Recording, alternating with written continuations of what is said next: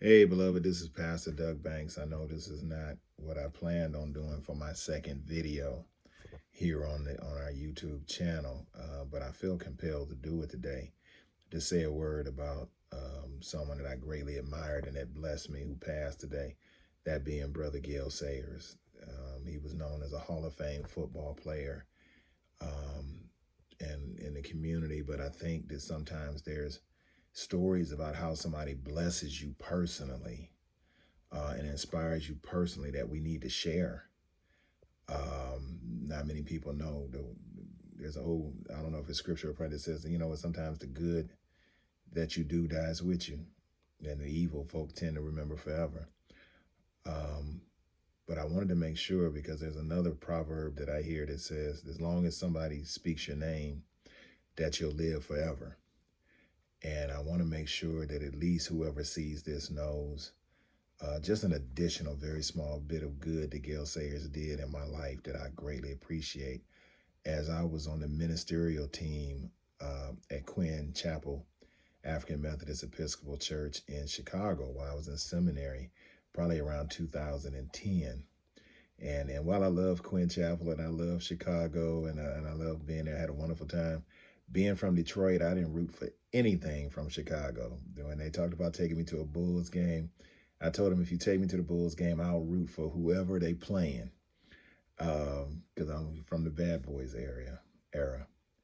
And in Quinn, somewhere around the spring or early summer, was having a men's prayer breakfast, and Gale Sayers was the guest speaker.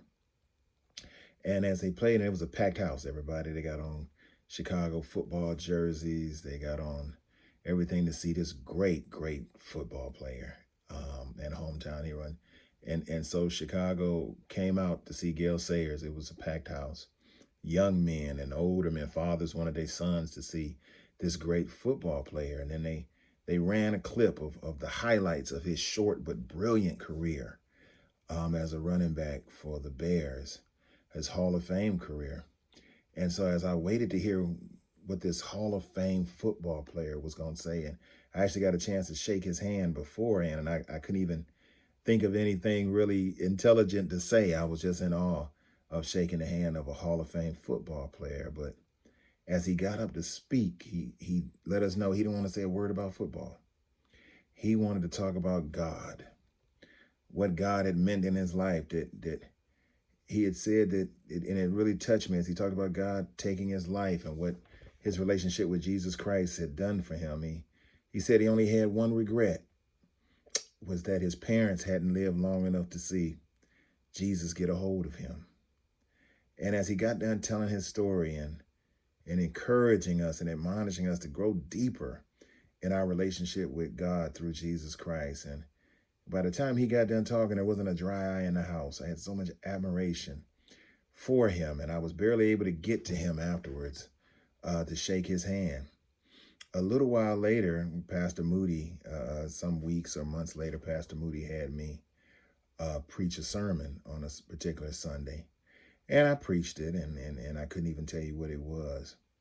But what struck me with that was that making his way through that crowd, I mean, he was trying with everything in him to get to me, was Mr. Gale Sayers.